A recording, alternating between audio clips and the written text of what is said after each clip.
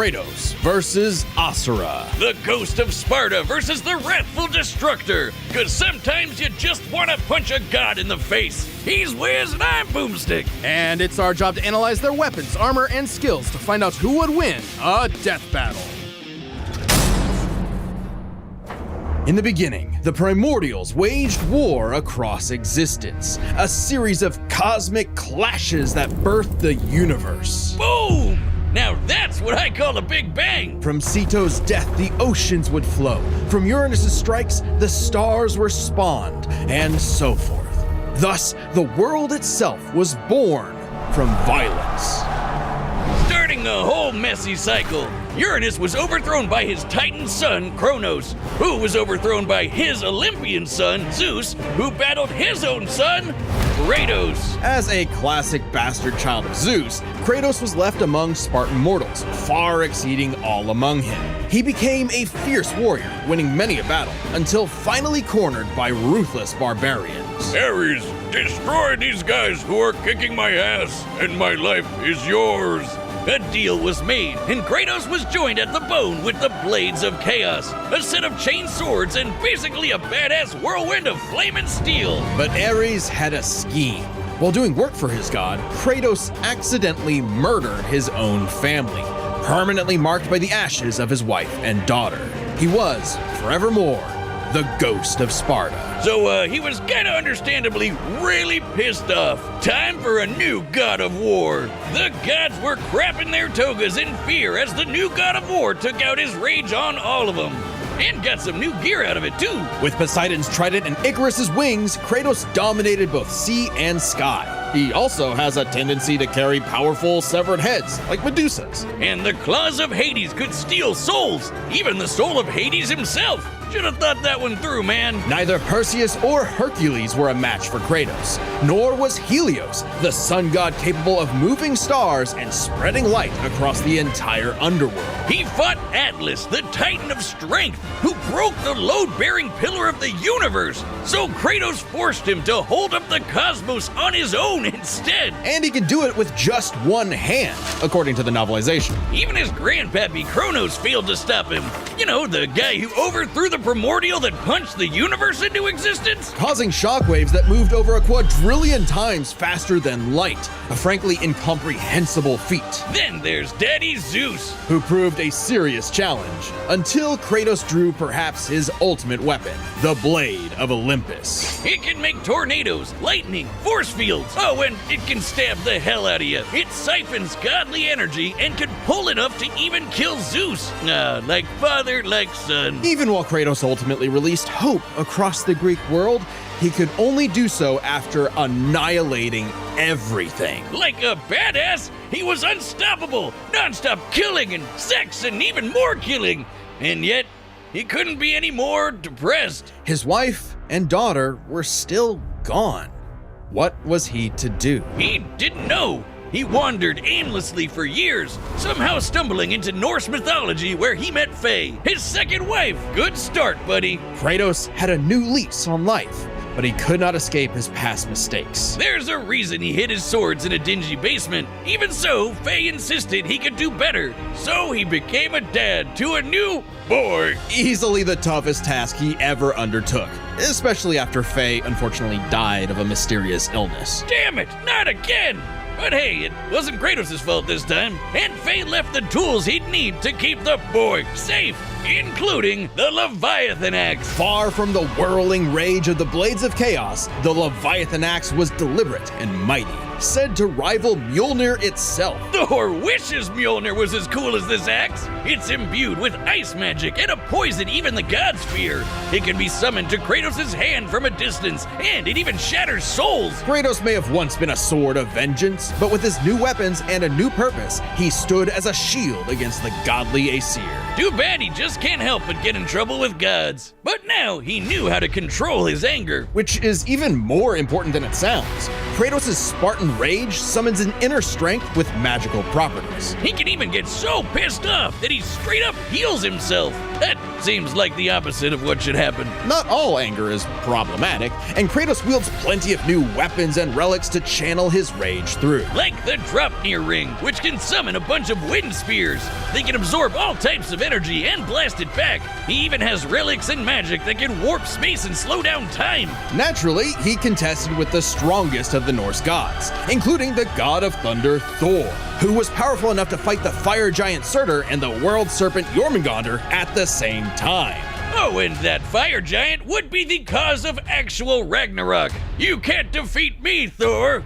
I know, but he can. Well, not exactly. Freyr, the rain god, held off Ragnarok for a considerable time on his own, and the sheer power of Ragnarok shook Yggdrasil down to its very roots. That's the World Tree, which is like a literal tree that connects the whole universe. According to Freya, the tree's very existence supports all of creation among its boughs.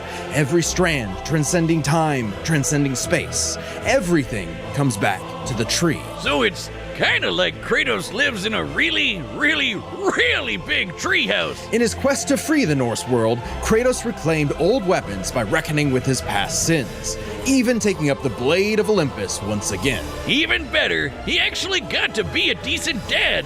And now the boy is a man and also a bear. Kratos made a lifetime of mistakes, but this future would be different. He'd be more than he was in the past, not just a god of war, but a leader, a father, and a defender, a god of hope.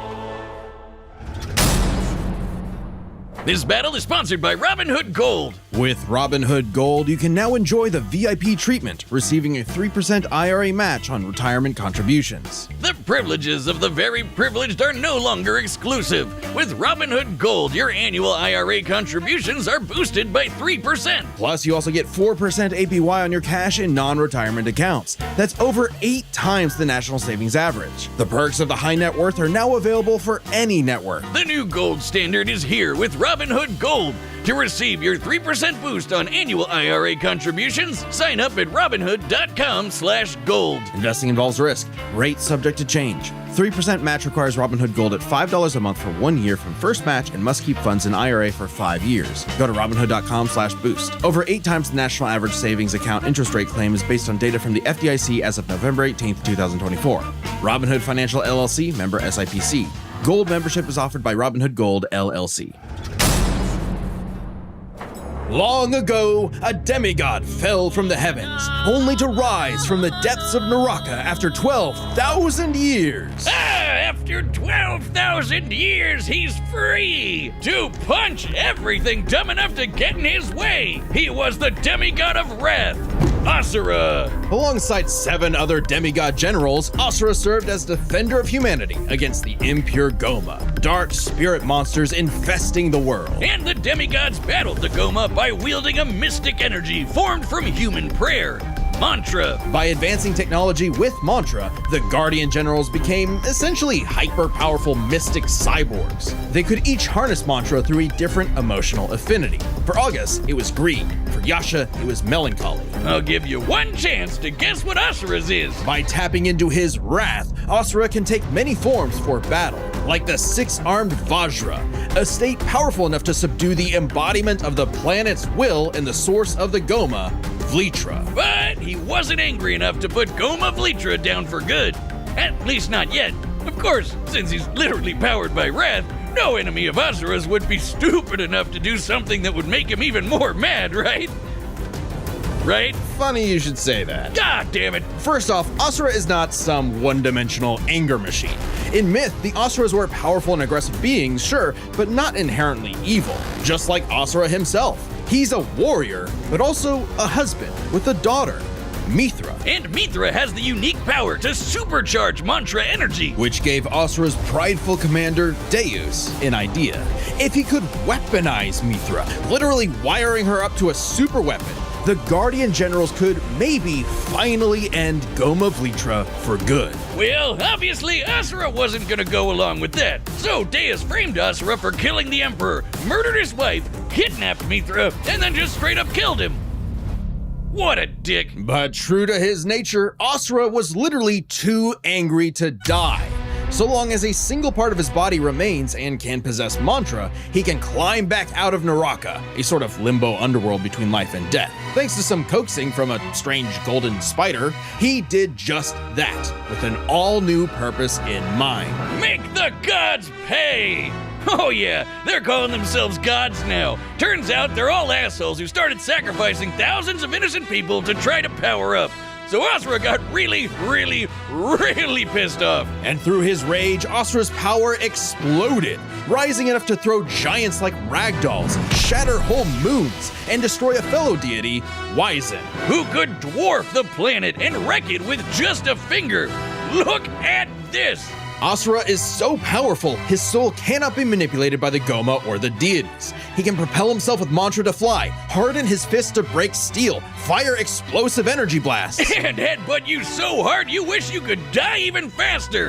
The dude literally stockpiles anger into a burst of energy that can one-shot even the toughest of foes. And when he goes unlimited mode, he can rapid-fire those super attacks without overheating. Asura's vengeance quest wasn't all shouting and explosions, though. I mean, it was a lot of that, but he also tried to protect people from the gods, including a girl who very much reminded him of his own daughter. Yeah, Asura's the kind of guy who wants to be a great dad, but all he knows how to do is punch anything that upsets his kid, like that one dad that knocks out a ref at a Little League game. And then the gods killed that girl too, along with her whole village, sparking Asura to unleash his berserker aura. You know how the gods were sacrificing thousands of people to power up? Well, Asura got so freaking angry, he built up enough mantra to match them, even though they've been building up energy for thousands of years. Seriously, guys, you're pissing off the guy who literally gets more powerful the angrier he gets. What did you think was gonna happen? Yet even in berserker mode,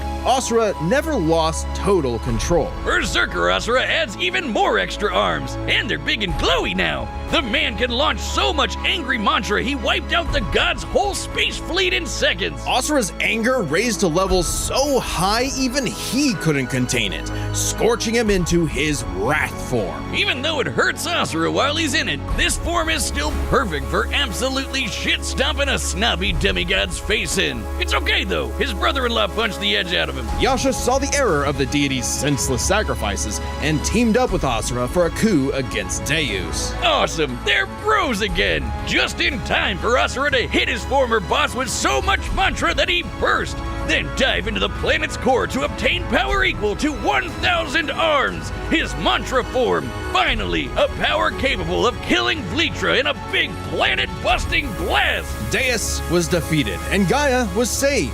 Yet, Asura's wrath hadn't been quelled. Title drop! It turns out that spider that guided him was actually Chakravartin, the creator of mantra and the entire universe. And everyone's suffering was part of his plan to make Asura his heir. Chakra kidnapped Mithra, because of course he did, and tested Asura in the form of a massive golden Buddha statue. Check out the size of it! That thing can literally hold a galaxy in its palm. Naturally, Asura and the statue threw hands. Enter the mantra reactor. Capable of holding 7 trillion souls, Asura instead used it as a vessel for a far greater power. His own unfiltered rage. At last, Asura could show the world his real colors. Everyone from the humans to the 7 deities to Chakravartin saw Asura's anger as a weapon, a sword for tyranny, when that was never who he was. His rage was really a shield to protect humanity, and most of all, his daughter. A shield larger than a planet. Unbound by his past limits, Asura's ultimate destructor form effortlessly punched through asteroids larger than nebulas, dodged planet-sized lasers moving 2 quadrillion times faster than light, and obliterated whole stars. Chakravartin was understandably impressed and offered Asura a chance to take his place. Asura smiled at the offer and extended his arm. Right into Chakra's face, as if he was gonna let some god trample over more worlds. Instead, he literally beat the QTEs out of God, obliterating him and his plans in a cosmic explosion. But with Chakravartin dead, so was the concept of mantra itself. Those who depended on it could not survive, including Asura. Hey, as long as Mithra was fine, it was worth it. Besides, he'll reincarnate millions of years later, still kicking ass, ready to smack a random thug, a meteor, or Ryu, right in the balls. It's interesting. Despite the dangers of uncontrolled anger, Asura's wrath gave him the power to save everything. All because of just one thing. Some bastard made his daughter cry, so they had to pay. Now that's a god I can get behind. This battle is sponsored by Prize Picks, the best place to get real money sports action. With over 10 million members and billions of bucks in award winnings, Prize Picks has made daily fantasy sports accessible to everyone. It's simple. All you have to do is pick more or less on at least 2 players for a shot to win up to 1,000 times your cash. And when you want to find non-standard options that are harder or easier to win, just look for the little goblins. Love those little guys. The big game is almost here, so don't miss out on the last football game of the season with Prize Picks. Prize Picks is even giving away a free pick for the game. To win, one of the starting quarterbacks only needs to throw 1 yard. But what if they don't? Sorry? What if they only threw it half a yard? Then they wouldn't be in the big game. Oh yeah, good point. I'm in. Download the app today and use code DEATH to get $50 instantly after you play your first $5 lineup. Yep, if you download the app and use code DEATH, you'll get $50 after your first $5 lineup. Prize Picks, run your game. All right, the combatants are set, and we've run the data through all possibilities. It's time for a dad battle!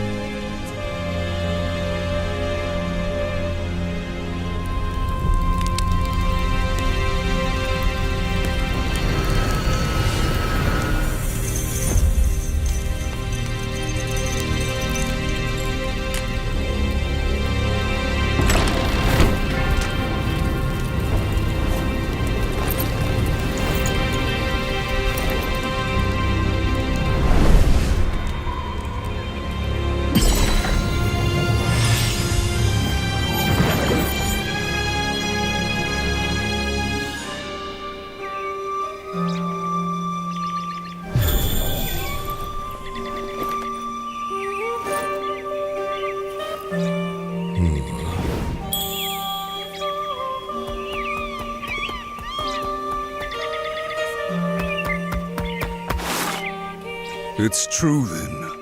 The god of war is on Gaia. But not for long. You do not want this fight. Run!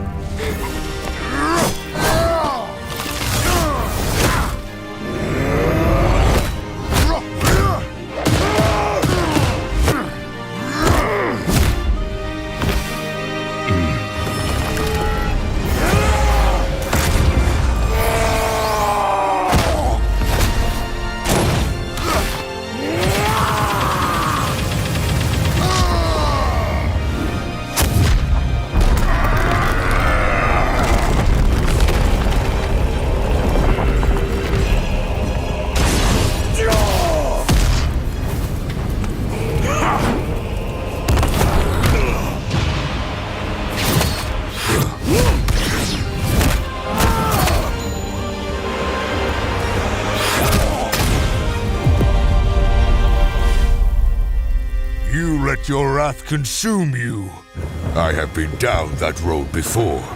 Shut up! Very well.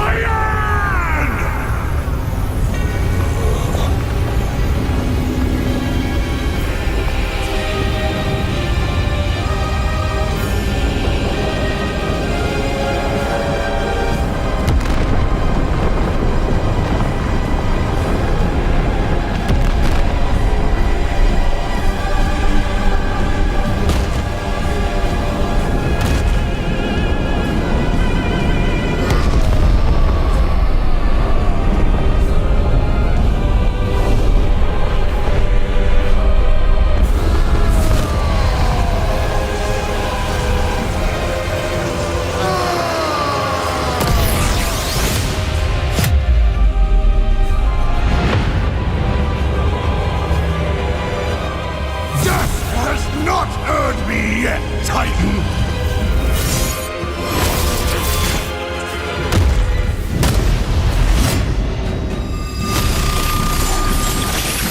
But you deserve a worthy end!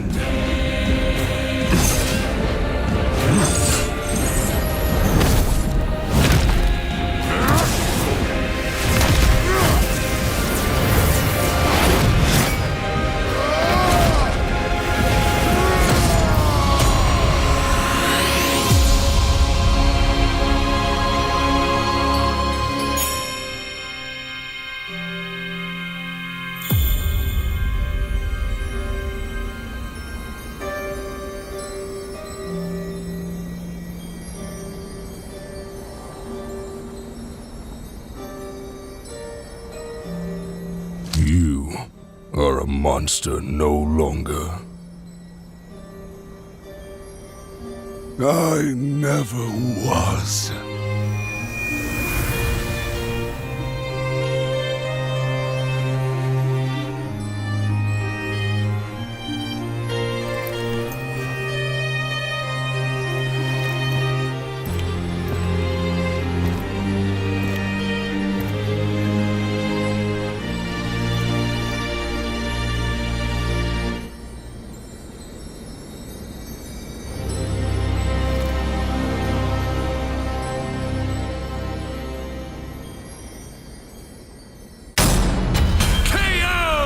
Well, I guess Asura's wrath really is gone.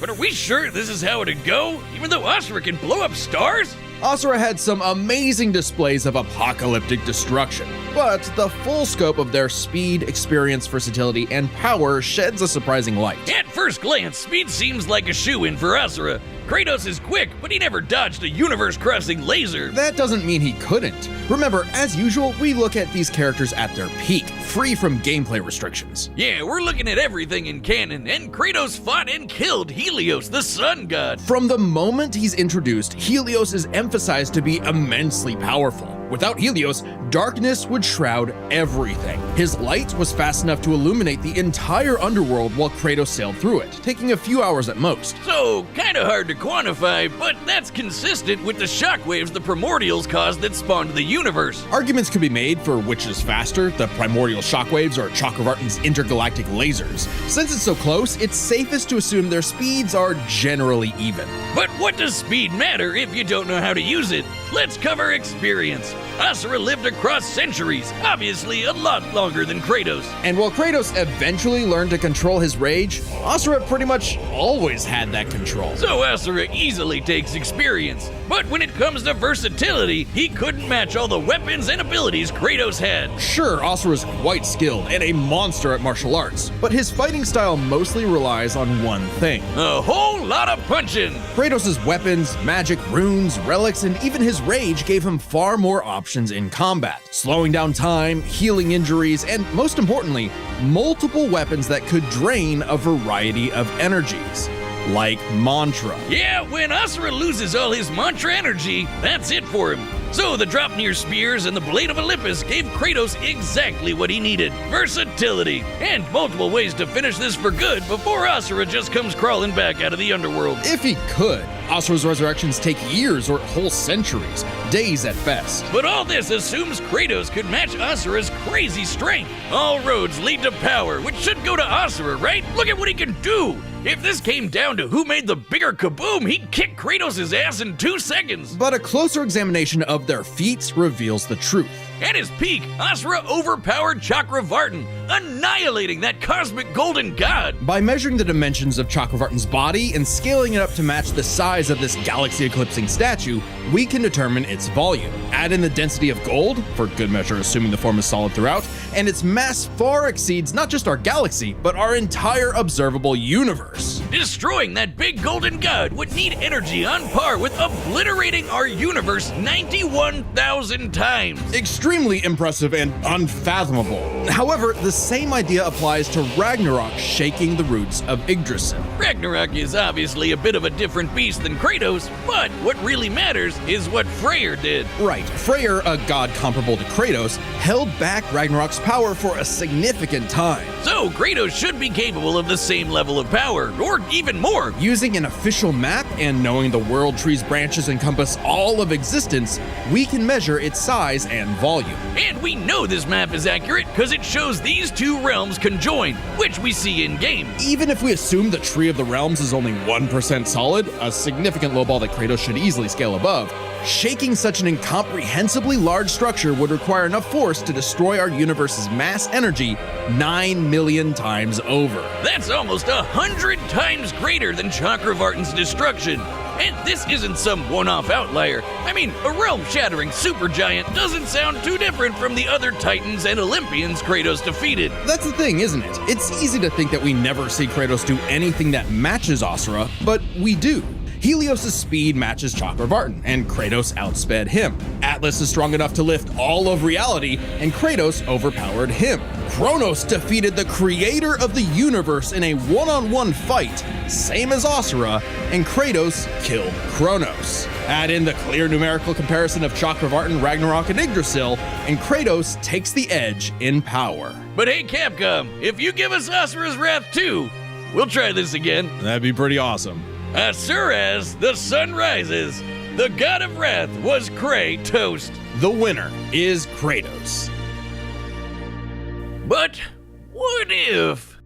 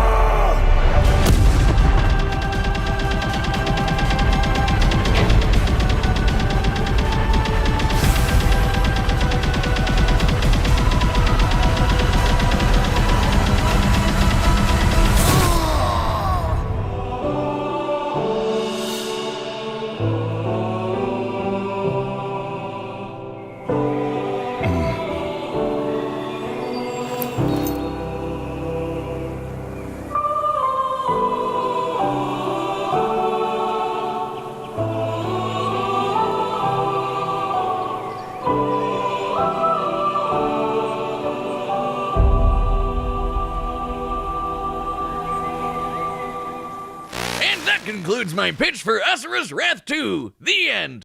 Next time on Death Battle.